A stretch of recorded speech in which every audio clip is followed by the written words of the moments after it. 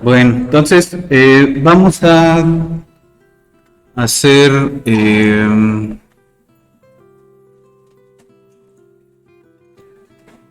una implementación del Greenberg Hastings.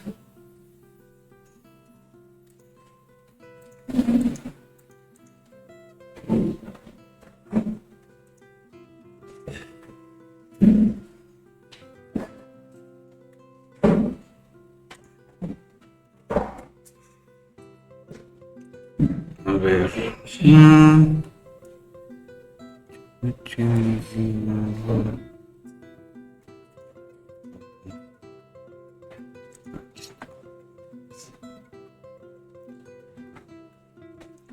Entonces vamos a hacer primero una implementación sencilla de un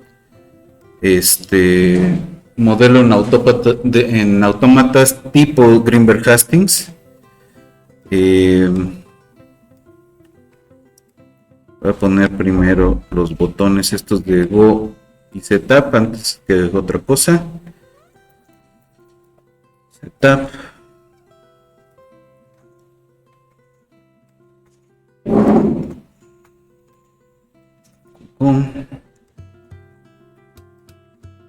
Y me voy al código y empiezo a poner to setup end y to go end. Entonces en el setup siempre voy a empezar poniendo clear all y termino haciendo reset en los ticks, y cuando termine todo lo que vaya en el go le voy a poner tick. Pues ¿qué vamos a hacer?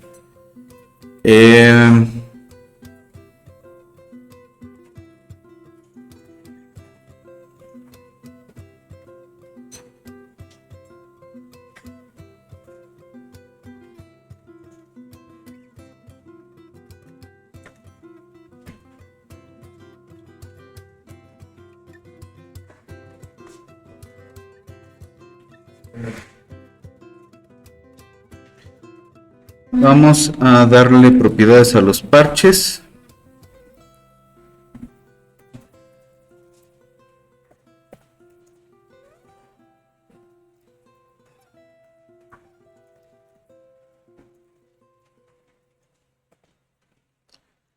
Vamos a ponerle a un estado y vamos a poner dos vecindades, vecinos 1 y vecinos 2.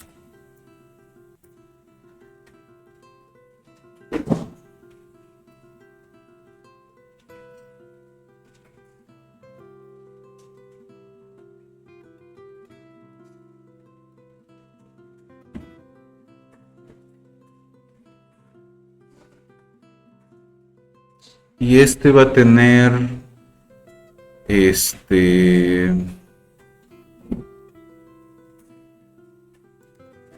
aquí le vamos a dar un un par de sliders.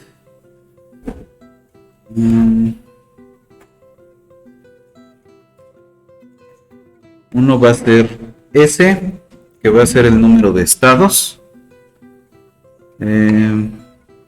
No, a ver, ¿cómo es esto? Un deslizador, está. Entonces este se va a llamar S. Vamos a ponerle que tenga máximo 20 estados de momento y que empiece en 5.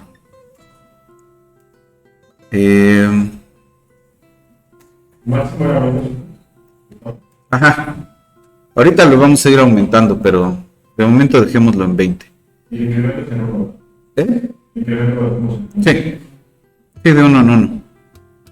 Y vamos a poner otro deslizador, que este va a ser de 0 a 1.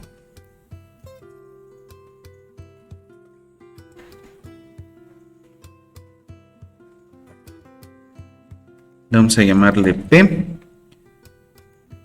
que van a ser los parches que vamos a poner en distintos estados, ¿no? Entonces esta la vamos a poner que avance de 0.1 en 0.1 y lo vamos a poner en 0.5.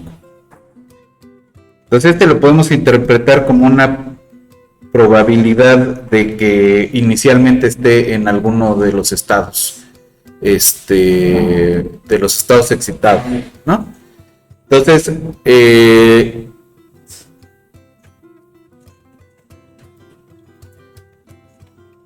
el estado 0, ¿no? Que es el mínimo. El estado 0 es el quiescente, el listo para ser excitado. Y el último, que es el 20, va a ser el último refractario. El refractario, perdón. Entonces, para este nada más vamos a necesitar una vecindad. Dejémoslo nada más así. Entonces vamos a pedirle en el setup a los parches que inicialmente todos estén en estado 0, ¿no? Set estado 0. Y luego vamos a pedirle a una proporción de ellos, digámosle P por la cantidad de parches.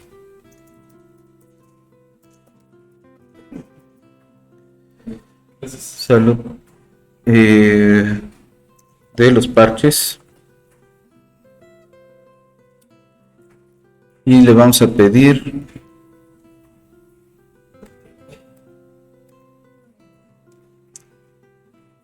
que ponga el estado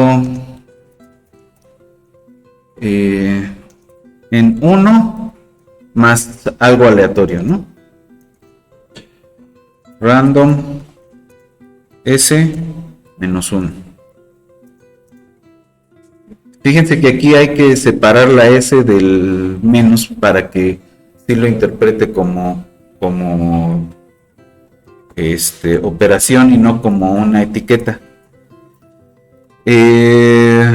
También acá hay que separar la P de la estrellita para que lo interprete como producto.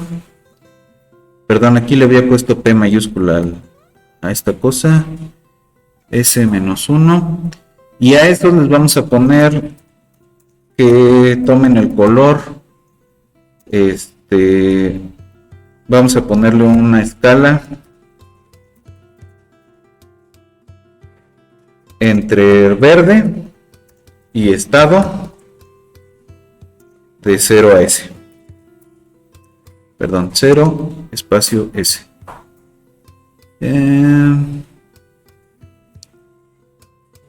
Ok. Entonces, si nos vamos a el setup, lo que va a hacer es pintar de distintos tonos de verdes hacia negro, ¿no? De blanco hacia negro, agarrando la tonalidad verde, ¿no? Si le cambiamos aquí a que sea color, ¿cómo es? No. A A ver, por ejemplo, con azules.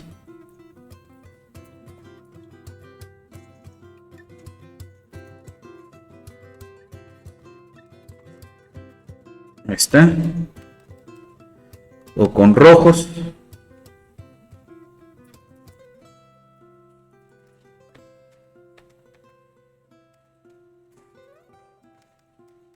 ¿No? Ahí va quedando. Dependiendo del estado va a estar coloreado, ¿no? Ahora, ¿qué vamos a pedirle en la dinámica? ¿Cómo va a cambiar de estado? Entonces vamos a pedirle que si el estado es distinto de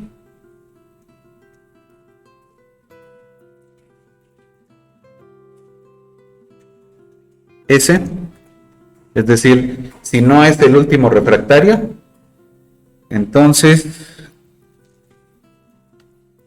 set vecinos 1, set vecinos 1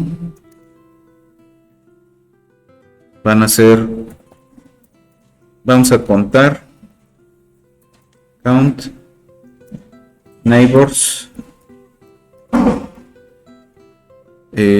con el último estado igual S. Luego esos, ¿qué les vamos a hacer?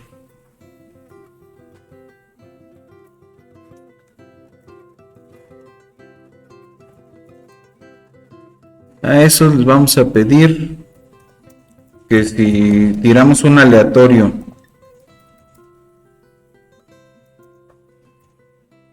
digamos de 4 y esto es más grande que los vecinos en el que estén en el último estado, entonces el estado nuevo va a ser el que teníamos más 1, es decir, tiene que tener suficientes vecinos en el último estado para poder tener una transición de estado. Y le estamos metiendo este elemento aleatorio que te dice, bueno, sí, pero no todos los que alcancen esa condición van a hacerlo. Luego, en caso contrario, nos vamos a regresar al estado listo para excitarse.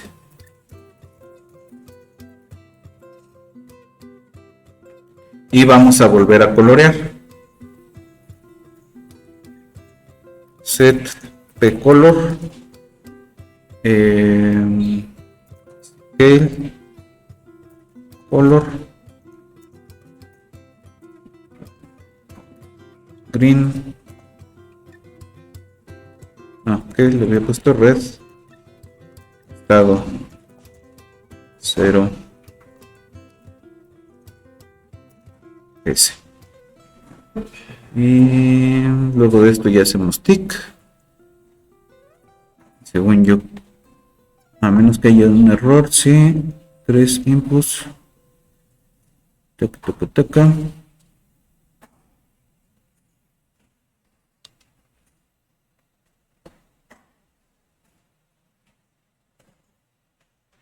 Sí.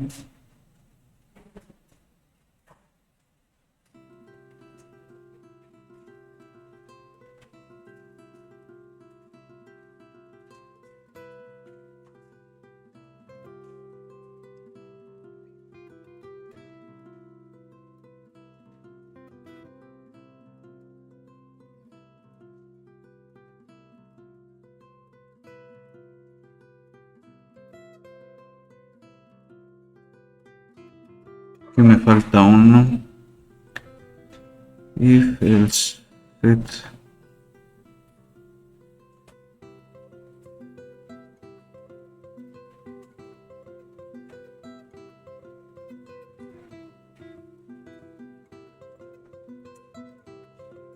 Aquí.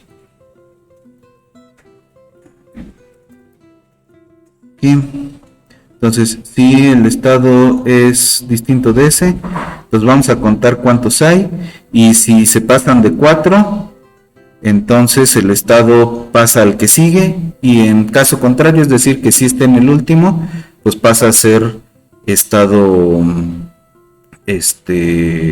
quiescente. If else, no va aquí, así, ahí está. Entonces tengo va con este último, if va con este de acá, lo voy a separar. No, sí está bien. Lo voy a bajar para que se vea que es otra cosa, y creo que ya. A ver. Entonces si le pico Go, empieza ahí a oscilar, ¿no? Entonces, si aumentamos la cantidad de estados posibles, ese es con 5 estados, vamos a aumentarlo a 16. ¿Sí?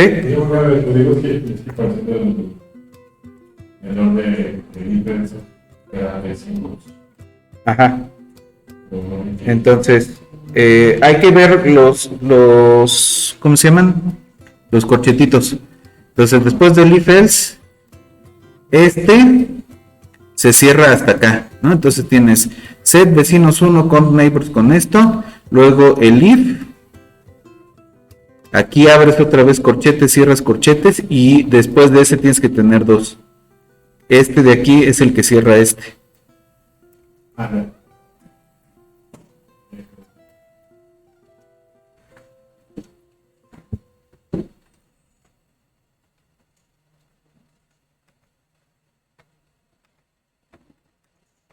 Entonces, a ya es con 16 estados.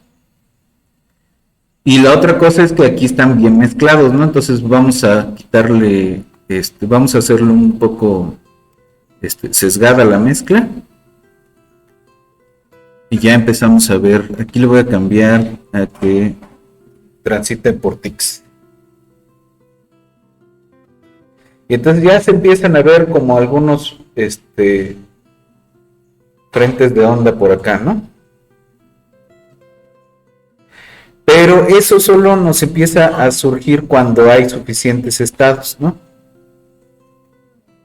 Pues cuando tenemos pocos estados, se ve ahí medio rarito. Entonces vamos a cambiarle la variable S a que tenga muchísimos estados intermedios, digamos 200 estados.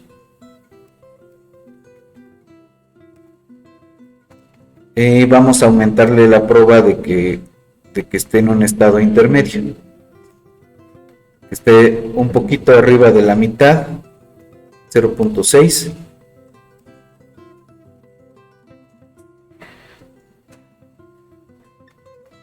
Vamos a hacer, déjenme hacer un poco más grande el espacio, de 30 por 30. ¿Cuál es el incremento de ese? El S incrementa de 1 en 1 y P incrementa en décimos. Podríamos ponerlo más chiquito si quieren, pero con eso, según yo, con eso basta. Ahí está. Entonces ya tenemos una malla más grande y ya podemos ir viendo ahí otro tipo de comportamiento, ¿no? Entonces, la parte importante de la dinámica está aquí, de aquí. La condición de que si tiene vecinos que están en estado S, al menos 4, ¿no? Entonces 4 son la mitad de todos los posibles vecinos que podemos tener, ¿no? 1, 2, 3, 4, 5, 6, 7, 8, sí, ¿no? Entonces si quitamos esta condición, si aumentamos esta condición, por ejemplo, si le ponemos que tenga 5 o más,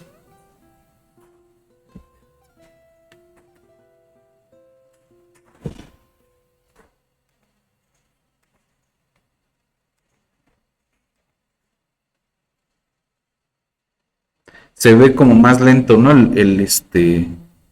La transición. Porque le cuesta más trabajo cambiar de estado.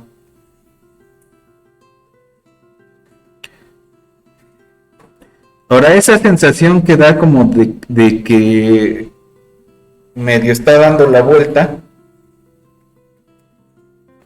se debe a que regresa al estado quiescente una vez que transita por todos los posibles estados. El asunto aquí es que de forma aleatoria le estamos induciendo que no empiece en el estado cero, ¿no?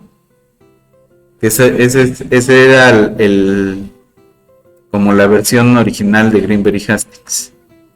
Aquí lo estamos empezando, no todos inician en cero, ¿no?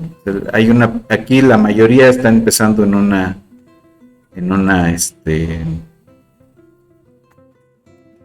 distinta de cero, ¿no? Entonces le voy a aumentar la cantidad de estados.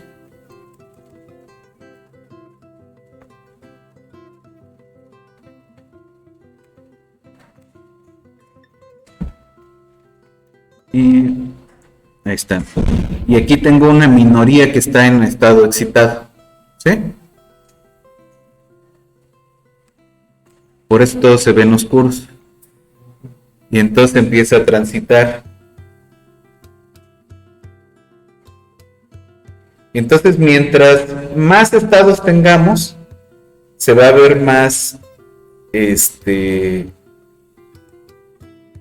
como sincronizado el cambio, ¿no? Mientras más cercanos estemos del 0 o del 1, también va a ser como más sincronizado el cambio.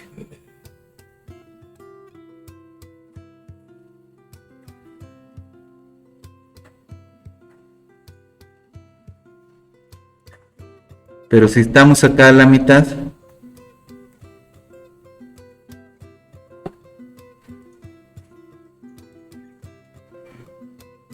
o sea, hay una mayoría que tiene una transición suave entre el blanco y el rojo. El blanco es el estado, en este caso 129, ¿no? Es el último estado, es el estado refractario. En este tenemos, todos los estados son excitados excepto el último que es refractario.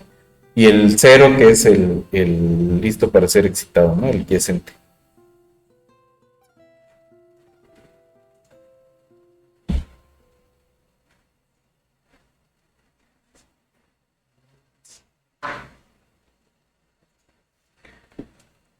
Entonces, si aumentamos la cantidad de estados otra vez,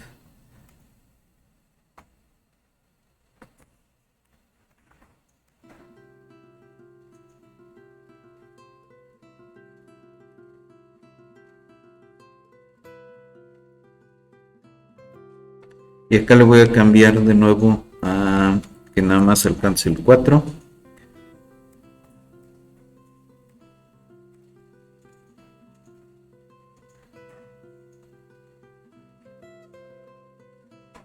Ahí está.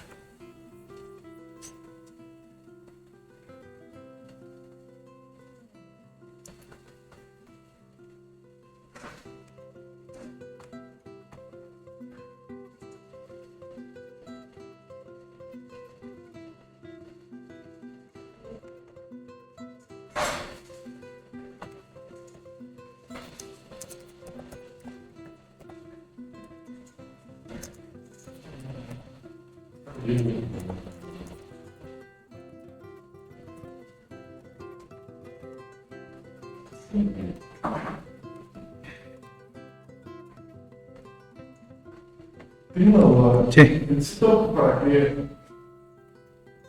Porque parte de seguir un programa, distinto, pero como cuando me das dos, luego cambia como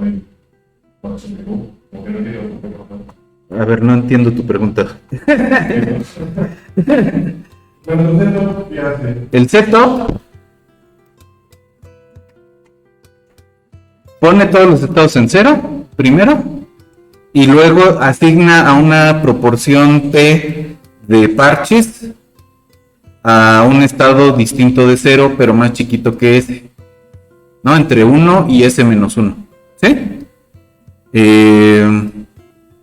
Por eso le asignamos el estado a 1 más un aleatorio que puede ser hasta S menos 1, ¿no? ¿Está bien? Y luego lo coloreamos. Entonces eso es lo que hace el setup.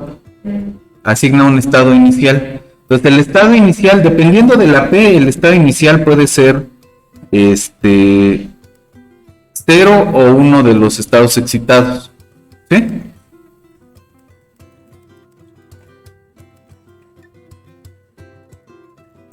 ¿Por qué? ¿Por qué se hace de esa forma? Porque en todos los sistemas excitables estamos pensando que es necesario que exista un estímulo externo, ¿no?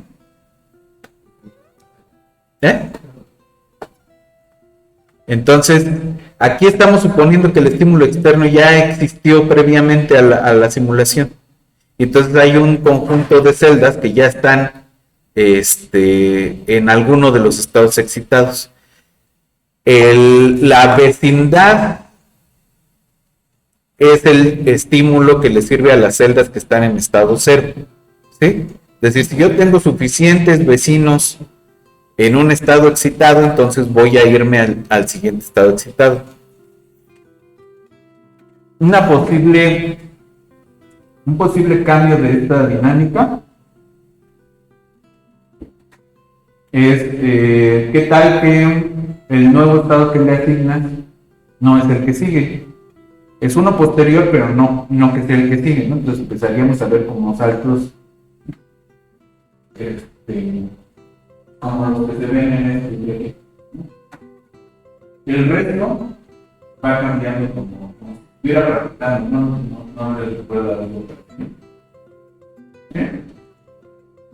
Esta es la base para un modelito que hizo Flavio Fenton con otro par de colaboradores para tratar de simular tejido cardíaco.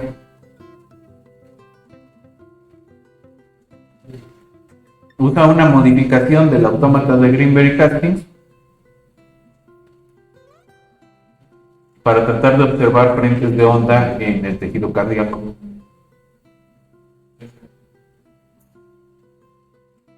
A ellos, ¿por qué les interesaba hacer eso? Que estaban seguros que ciertos tipos de frentes de onda, que son los que vamos a ver ahorita, estaban asociados con cierto tipo de evento cardíaco, ¿no? Había ciertas formas de la onda que corresponden con un ataque cardíaco y otras que corresponden con con la muerte del tejido, ¿no? Y ellos hicieron todo un trabajo donde proponen, porque cuando hay un cierto tipo de eventos cardíacos, pues hasta en las películas, ¿no? Agarran los choques eléctricos y les dan 1, se esperan tantito 2, se esperan tantito y otro más, le van cambiando la intensidad al choque eléctrico y entonces entra en fase el corazón de nuevo, ¿no? Más o menos esa es la mecánica. Entonces lo que ellos decían es, el lío de esto es que tú estás tratando de salvar a la persona y si el músculo cardíaco de la persona está lastimado, eso no lo sabes a priori. Entonces podrías estar lastimándolo por el estrés. Entonces ellos proponían que en lugar de dar 3 choques cada vez más intensos, darle microchoques al músculo cardíaco, pero con una frecuencia más rápida, ¿no? En vez de darle 3 sopapos fuertes, darle así. Y entonces, en las simulaciones que daba, era muchísimo más eficiente un tratamiento. Y ellos hasta estaban pensando en cómo iban a desarrollar el aparato, que no era demasiado costoso y no sé qué. Los médicos no les hicieron ningún caso. ¿Por qué? Porque el mundo, y eso es importante que lo vayan mentalizando, el mundo de la medicina siempre es como muy conservador. Entonces uno llega con ese tipo de cosas y siempre hay los que dicen, bueno, pero es un modelo, ¿no? Son las matemáticas, ¿no? Pues sí, pero en principio funciona. ¿Cómo le hacemos para implementar un experimento? Pues está difícil, ¿no? Porque tienes que pedir los permisos. Entonces, es difícil que esta gente quiera dejar cosas que según ellos funcionan por algo que funciona mejor, ¿no? Digo, yo estoy de acuerdo en que muchas veces si funciona no le muevas, pero digo, si se te mueren la mitad de los pacientes, entonces no está funcionando, ¿no? Entonces, pero bueno. Entonces,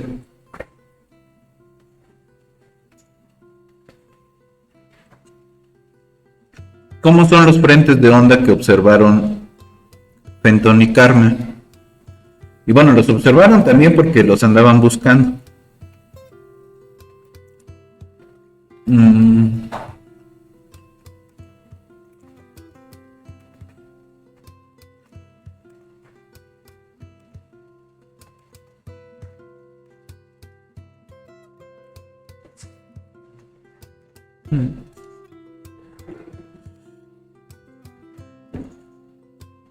A ver.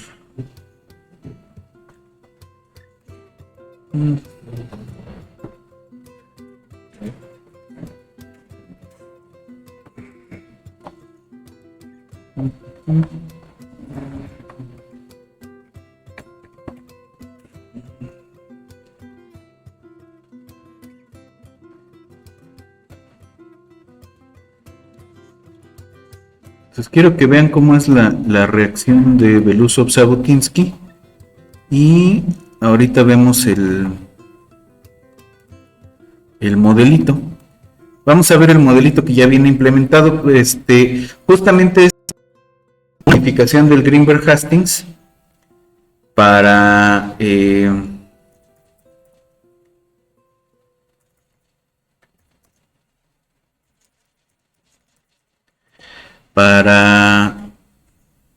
un montón de estados. Nada más déjenme encontrar. Ajá. A ver. Así es como hicimos que nuestro flujo de trabajo empiece a fluir con Monday.com. Comercial.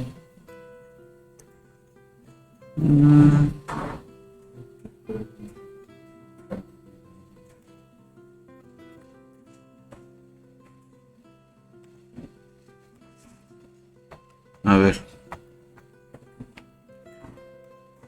Ajá. Vamos a ponerle acá.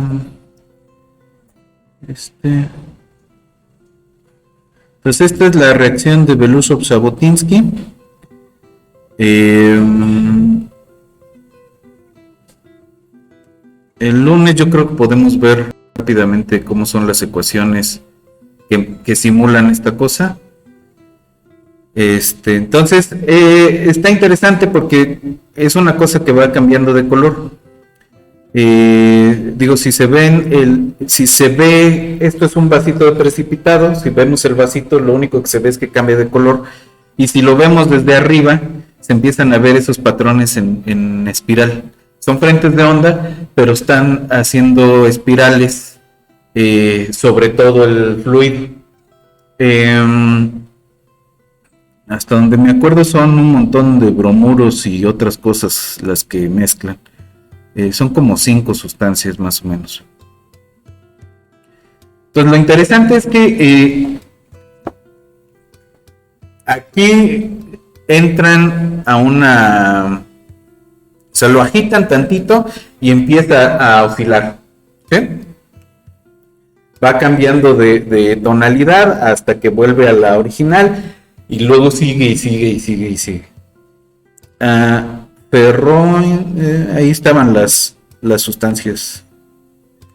Ese no fue exactamente el que usó Belousov-Zhabotinsky.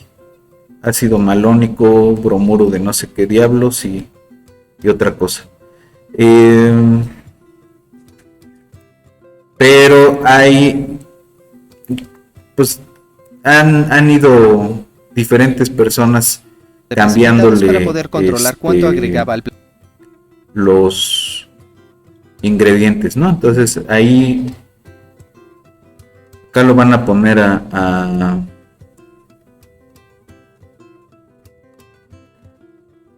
velocidad 10 veces lo normal. Y a veces en algunos experimentos lo que hacen es que cuando empieza a cambiar de color aplican un estímulo externo que es lo que empieza a formar las ondas en espiral.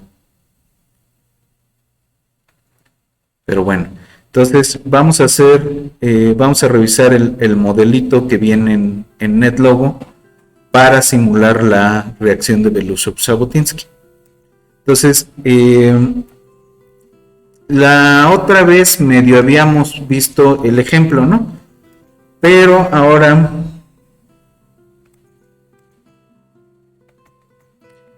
lo que quiero ver es el código. Pues vamos a ponerle, lo vamos a guardar como Greenberg Hastings, ¿no? Greenberg Hastings.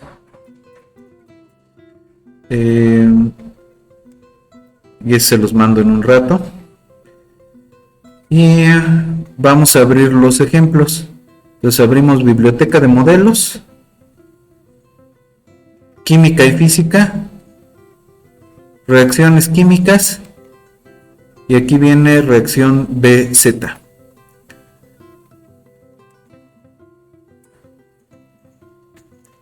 Entonces por acá donde viene la información está la explicación de básicamente de qué va el oscilador químico de Belousov-Zhabotinsky, y hacia aquel se simplifica para hacer el modelo.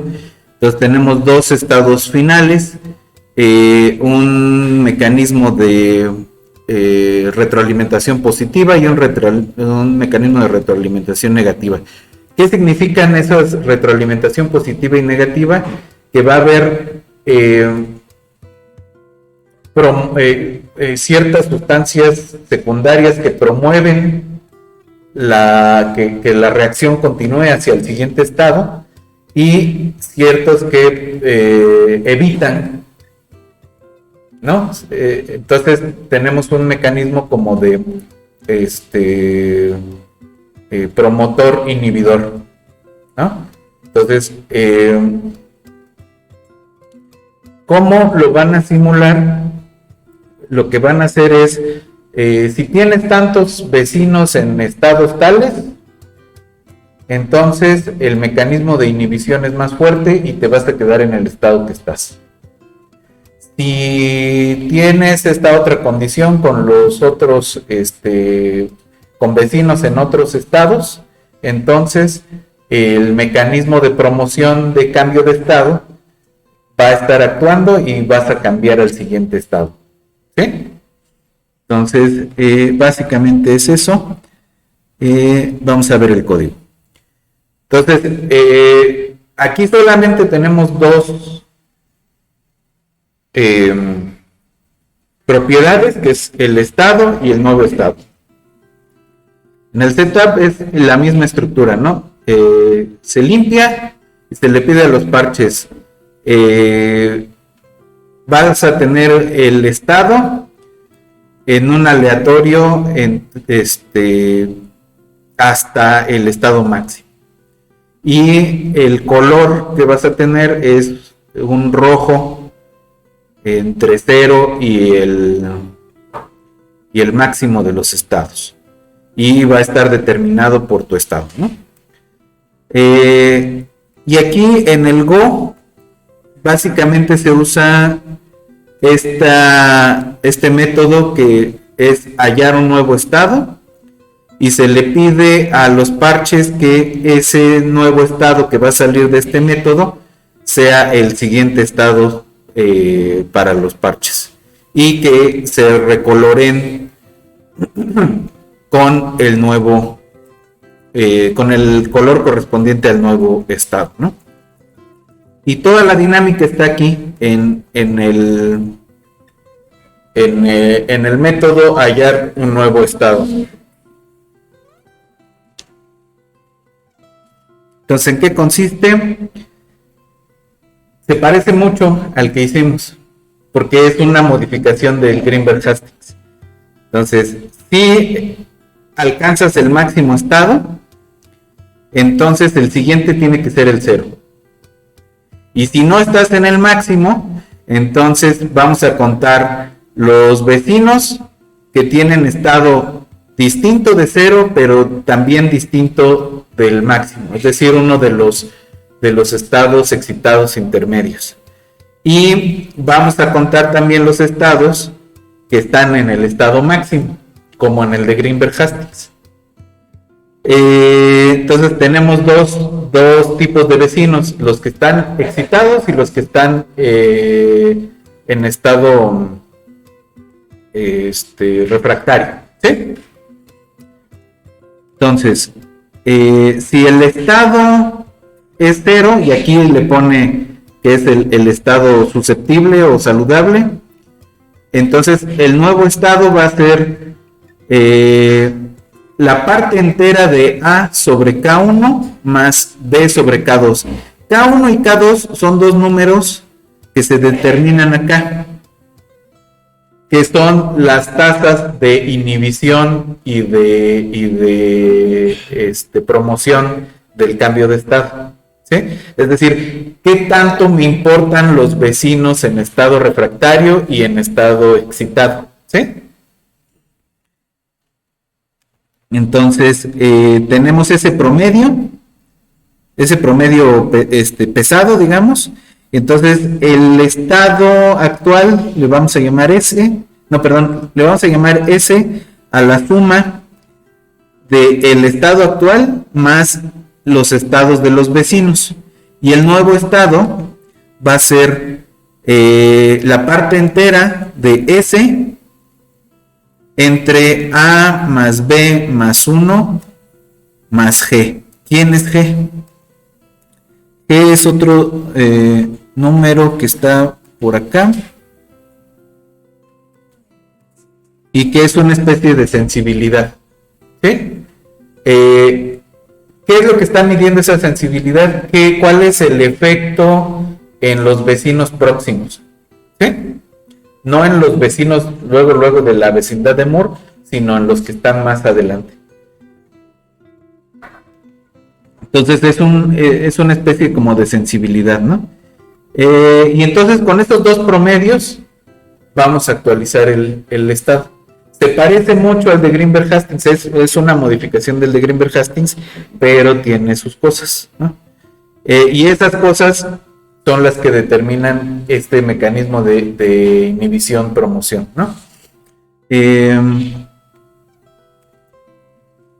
Entonces ahí está el máximo de estado son 200, la K1 es igual a la K2 igual a 3 y la G la teníamos como en 28, una cosa así. Voy a dejar en 30 y vamos a ver cómo está la dinámica.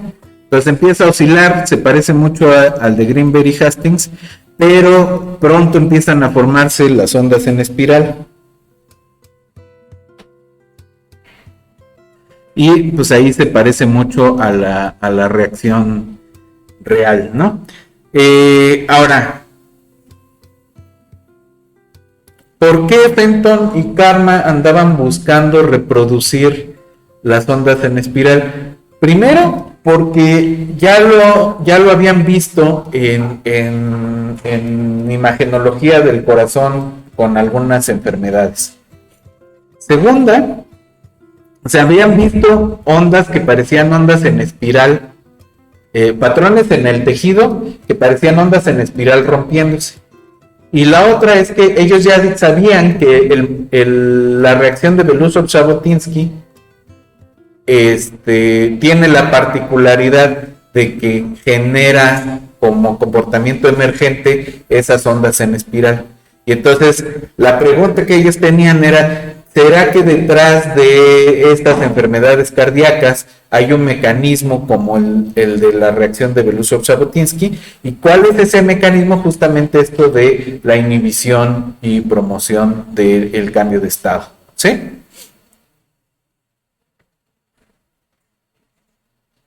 Ahora, si disminuimos el número de estados, con muy poquitos, la dinámica no da para mucho, ¿no? O sea,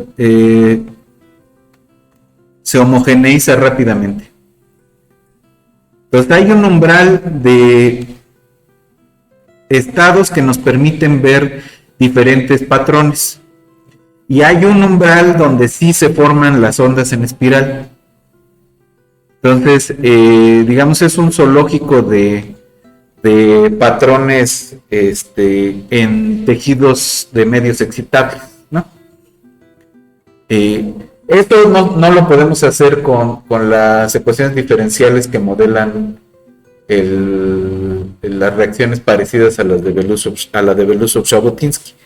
Esto es algo que nos lo permite hacer el modelo de Greenberg-Hastings, ¿no? Aquí sí podemos jugar con las proporciones, con condiciones iniciales aleatorias, etcétera, ¿no?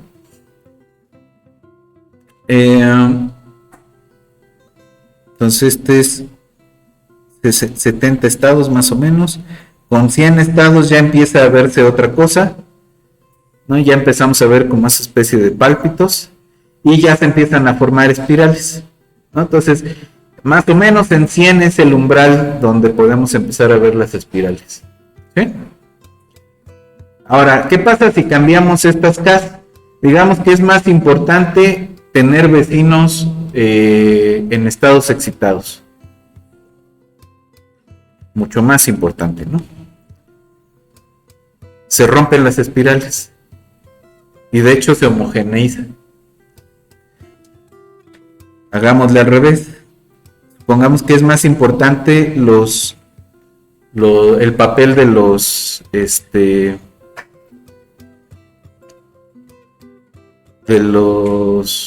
que ya están en el último estado, ¿no? Que están, no se homogeneiza, pero ya no es ese comportamiento de espirales. ¿Sí? Voy a hacer un poquito más grande.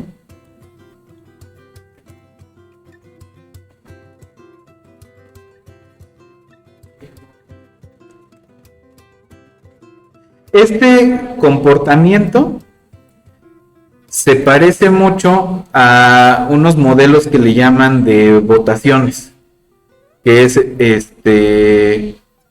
cómo una población tiende a separarse cuando le das a elegir de dos sopas nada más, ¿no? Y si tú haces un ligero cambio en la dinámica y dices, bueno, se vale cambiar de opinión si te sientes muy avasallado, entonces se ve como ese tipo de cosas, ¿no? Tienes una región que está excitada y una región externa que no está excitada y que va cambiando en la frontera, ¿no? Entonces, si fuera muy, muy más importante los refractarios, se homogeneiza también, ¿sí? Entonces, esta relación entre inhibición y promoción del cambio de estado es la que nos permite justamente ver la aparición de los patrones en espiral, ¿no? O sea, no siempre vamos a tener patrones en espiral en este tipo de modelos. Es solamente cuando tenemos esos mecanismos que podemos hacerlo. Aquí tenemos frentes de onda, pero no tenemos espirales, ¿no?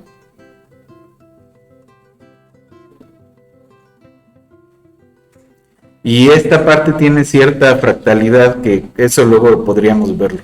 Se empiezan a formar las espirales mucho más tarde. ¿Sí? Bueno. Entonces, les mando lo que hicimos de Greenberg-Hastings y de momento le paramos y nos vemos el lunes. ¿Sí?